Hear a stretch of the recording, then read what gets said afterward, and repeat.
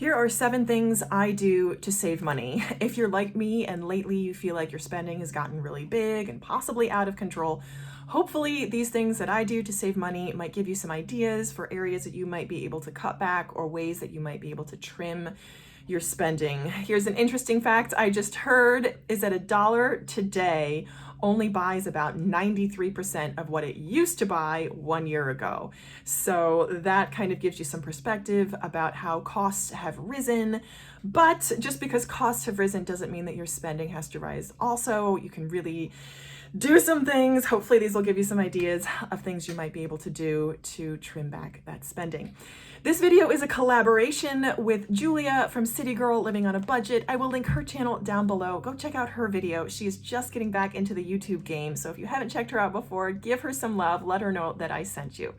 Okay, so without further ado, here are 7 things that I do to save money. Thing number 1, going back to basics, I track my spending.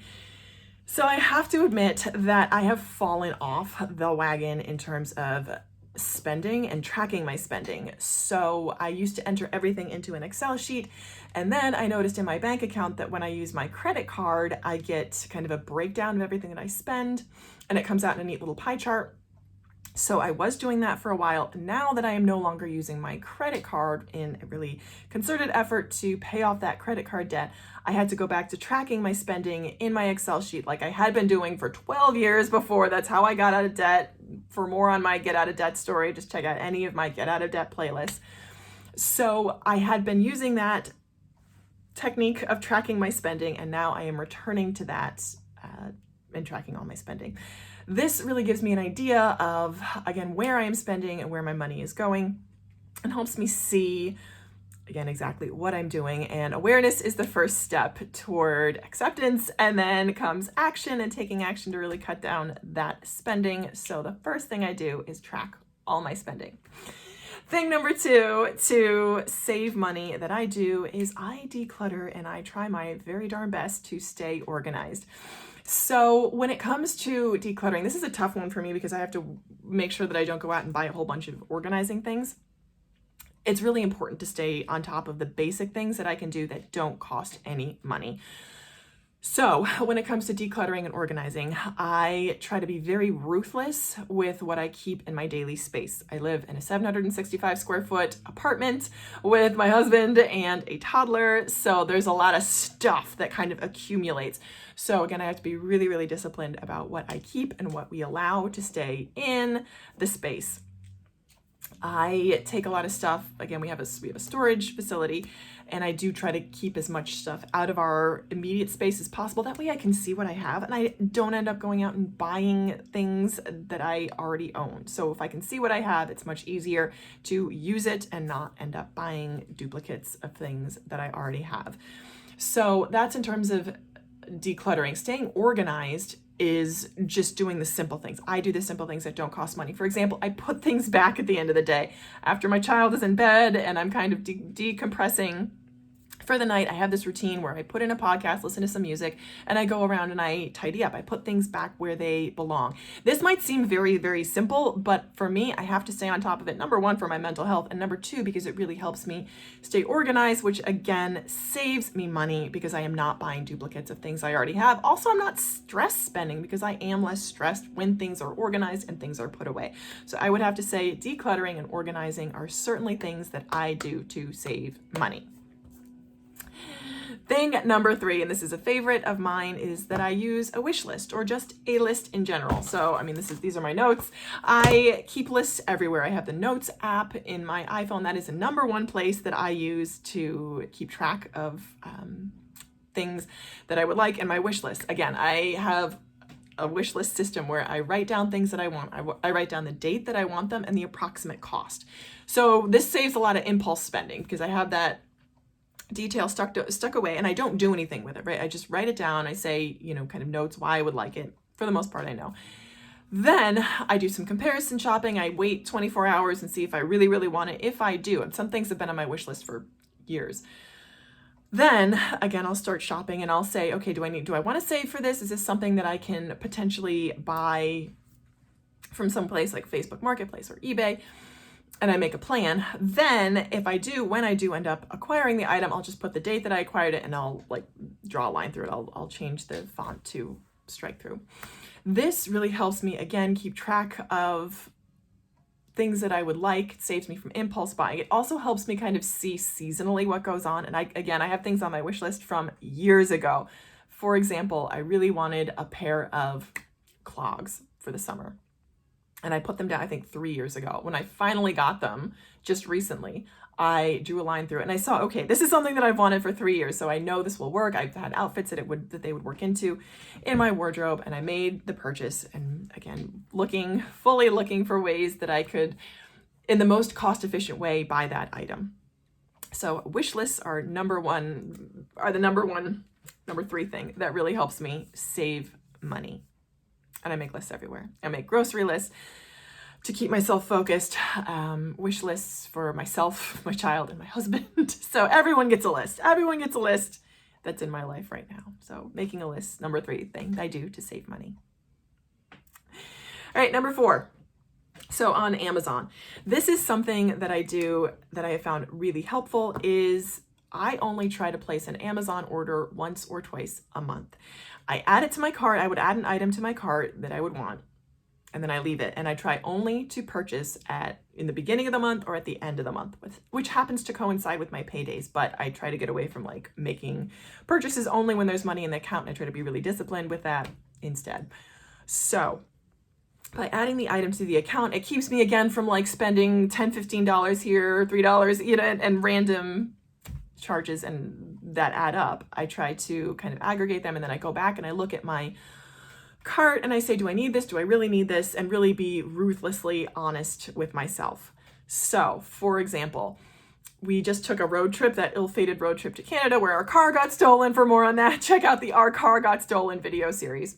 But before I took that trip, I was concerned because it was 6 hours and my child doesn't really love the car seat.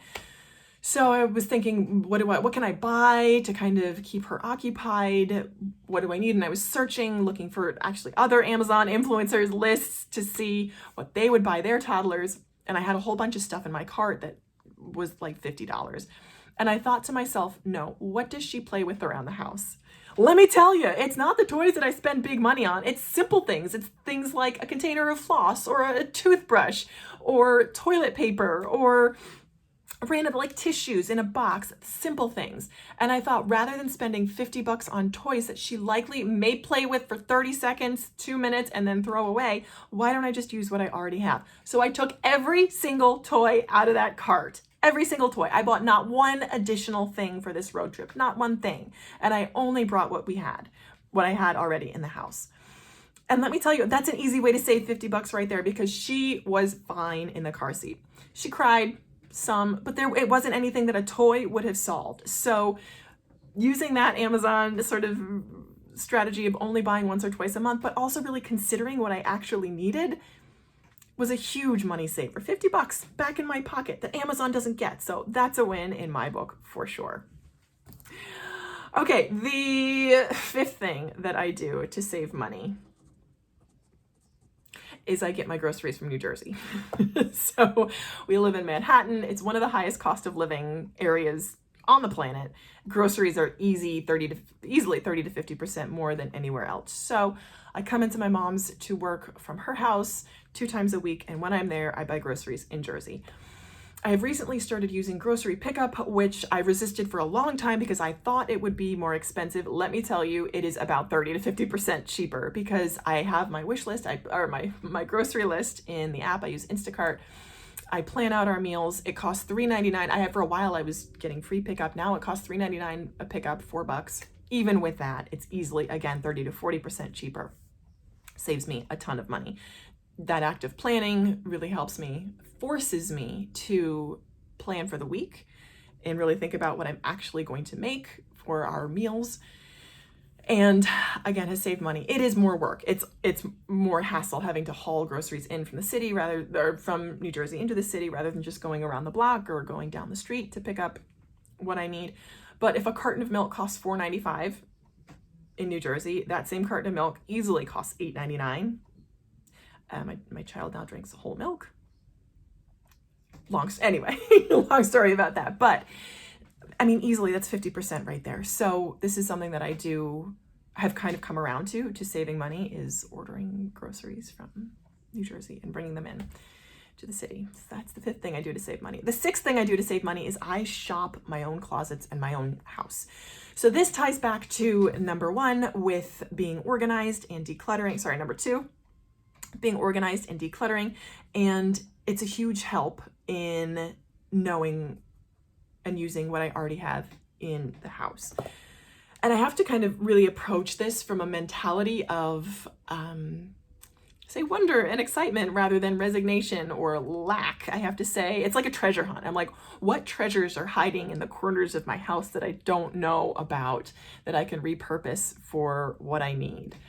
I'm trying to think of an example recently of things like wrapping paper. In the end, I just didn't wrap the gift. I had my husband's niece had a birthday recently, and I really wanted to do a nice present. In the end, I just didn't wrap it, but I was like, okay, what can we find around the house that would be fun to repurpose as wrapping paper rather than going out and spending $5 or whatever on a bag?